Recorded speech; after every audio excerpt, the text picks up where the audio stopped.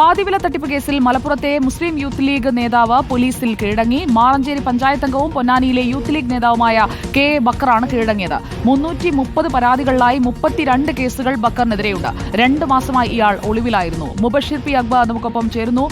മുബഷീർ, നിരവധി കേസുകളുള്ളയാളാണ് ബക്കർ.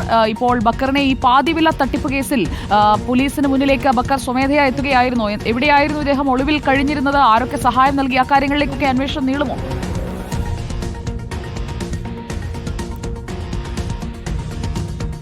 അക്കാര്യങ്ങളിലേക്കൊക്കെ തന്നെ വിശദമായ അന്വേഷണം കൊണ്ടുപോകുമെന്നുള്ളത് തന്നെയാണ് ഈ ഘട്ടത്തിൽ പോലീസ് വ്യക്തമാക്കുന്നത്. മാസങ്ങൾക്ക് മുൻപായിരുന്നു കേസിനാസ്പദമായ സംഭവം നടക്കുന്നത്. നമുക്കറിയാം, സംസ്ഥാന വ്യാപകമായി പാതിവില തട്ടിപ്പുമായി ബന്ധപ്പെട്ട പരാതികൾ ഉയർന്ന ഘട്ടത്തിൽ മലപ്പുറം ജില്ലയിൽ തന്നെ ഏറ്റവും അധികം പരാതികൾ ഉയർന്നിരുന്നത് മലപ്പുറത്തെ പൊന്നാനി, മാറഞ്ചേരി, പെരുമ്പടപ്പ് ഉൾപ്പെടെയുള്ള മേഖലകളായിരുന്നു.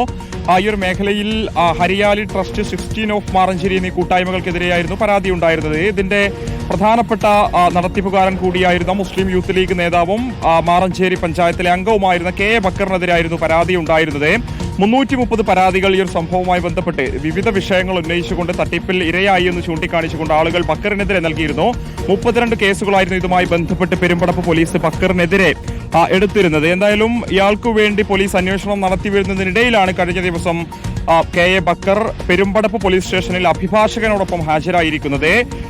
ഇക്കാര്യത്തിൽ ബക്കറിനെ അറസ്റ്റ് ചെയ്യാൻ പോലീസിന് സാധിച്ചിട്ടില്ല എന്നുള്ളതാണ്. കാരണം തിങ്കളാഴ്ച വരെ ബക്കറിനെ അറസ്റ്റ് ചെയ്യരുതെന്ന ജില്ലാ കോടതിയുടെ ഉത്തരവുള്ളതിനാലാണ് പോലീസിനെ ചോദ്യം ചെയ്തതിനു ശേഷം ഉപാധികളോടെ ബക്കറിനെ വിട്ടയക്കേണ്ടി വന്നത്. ബക്കറിനെ പോലീസ് കൃത്യമായും അറസ്റ്റ് ചെയ്യുന്നില്ല, നടപടി സ്വീകരിക്കുന്നില്ലെന്ന വലിയ വിമർശനം അവിടെ നിലനിൽക്കുന്ന ഒരു പശ്ചാത്തലത്തിൽ കൂടിയായിരുന്നു ബക്കർ തന്നെ ഈ വിധത്തിൽ പോലീസ് സ്റ്റേഷനിൽ ഹാജരായത്. എന്തായാലും ഈ ഒരു പരാതിയിൽ ചൂണ്ടിക്കാണിച്ചതിന് 2 സ്ഥാപനങ്ങൾ വഴി 1 കോടി രൂപയ്ക്ക് മുകളിൽ ബക്കർ വാങ്ങിയിട്ടുണ്ട് എന്നുള്ളതായിരുന്നു. അത്തരമൊരു ആരോപണം അദ്ദേഹത്തിനെതിരെ ഉന്നയിച്ചു എന്നുള്ളതായിരുന്നു. അതിന് തൊട്ടു പിന്നാലെ താൻ തട്ടിപ്പ് നടത്തിയിട്ടില്ലെന്നൊരു വിശദീകരണവുമായും ബക്കർ രംഗത്ത് വന്നിരുന്നു. എന്തായാലും അതിനൊക്കെ തന്നെ തൊട്ടു പിന്നാലെയാണ് ഇപ്പോൾ ഇത്തരമൊരു നടപടി ഉണ്ടായിരിക്കുന്നത്. സുജയ, വിവരങ്ങൾ നൽകിയത് മുബഷീർ പി അക്ബറാണ്.